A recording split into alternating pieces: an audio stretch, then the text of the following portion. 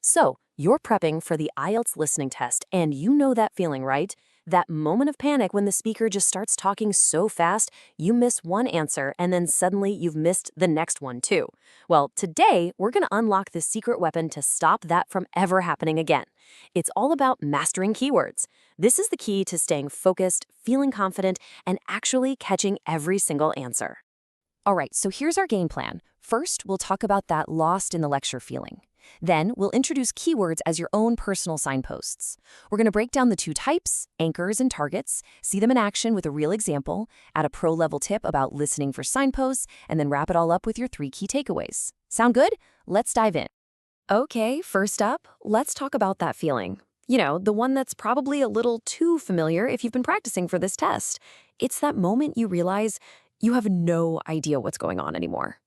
Seriously, does this sound familiar? You're cruising along, and then you hit part 3 or part 4.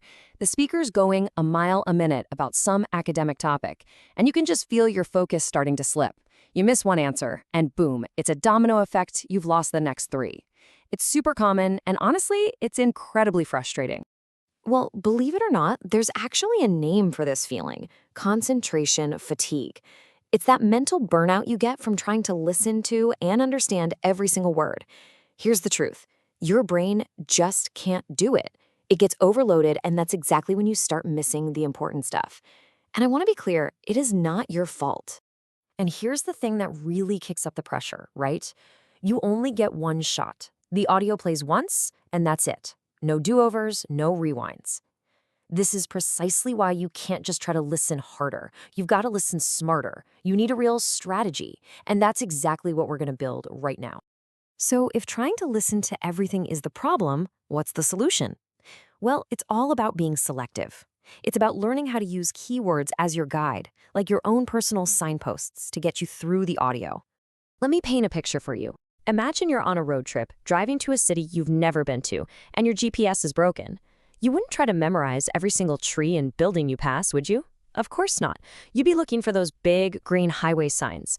Keywords are your highway signs in the IELTS test. They tell you exactly where you are and, more importantly, which exit or which answer is coming up next. But here's the catch. Not all keywords are created equal. In that very short, 30 to 40 seconds of prep time you get before the audio starts, you have to find 2 very different kinds of signposts. On one side, you've got your anchors. These are solid. They're words the speaker is almost guaranteed not to change. Think proper nouns like NASA, specific numbers, or technical terms like amphibian. They are your fixed, reliable points on the map. Then, on the other side, you have your targets. Now, these are the sneaky ones. These are the words you should absolutely expect the speaker to paraphrase or use synonyms for. Words like nouns, verbs, and adjectives. So job might become occupation, overseas could turn into international. Your job in that prep time is to underline the anchors and get your brain ready for synonyms of the targets. Okay, theory is one thing, but let's actually see how this whole strategy plays out with a real test question. This is where it all clicks. All right, take a look at this note completion question. You can see we've highlighted 2 reasons and programs. This is exactly what you should be doing in your prep time. Why these words? Well, 2 reasons is a perfect anchor. It tells you a list is about to start. And programs is a key target noun, sitting right next to a blank space. These are the signposts you are actively listening for. Now, here's what you'd actually hear. The speaker doesn't just read the question back to you. They say 2 basic reasons, and a little later, computer programs. See what happened there? They used our keywords, but they changed them just a little bit. And what's nestled right in between those 2 signposts? Your answers. And this chart just lays it all out perfectly. You heard the anchor 2 reasons, which was your signal to wake up and pay close attention. You were listening for something about programs, and you heard computer programs. This structure perfectly frames the 2 answers for you: law and computer. You didn't need to understand every single word of the lecture. You just had to follow the signs that you marked out beforehand. It's that simple. Okay, so once you've gotten really good at spotting keywords in the questions, there's another level to this. It's about spotting the keywords in the audio itself that actually guides you along. You see, speakers naturally use what we call signposting language. Think of these as verbal turn signals. Words like however or but tell you, hey, a different idea is coming. Phrases like moving on to or another problem is are giant flashing signs that the speaker is shifting to the next main point, which is probably your next question. Training your ear to catch these little words will keep you perfectly locked in with the flow of the entire talk. So that is the whole strategy from start to finish. Let's just boil it all down into 3 simple, super actionable steps you can start using in your practice, like today.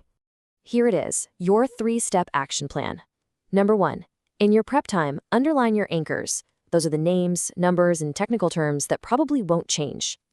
Number 2, actively expect synonyms. Don't get stuck listening for the exact target words from the question. Hunt for their equivalents. And number 3, listen for those signpost words in the audio itself to help you track the flow from one answer to the next.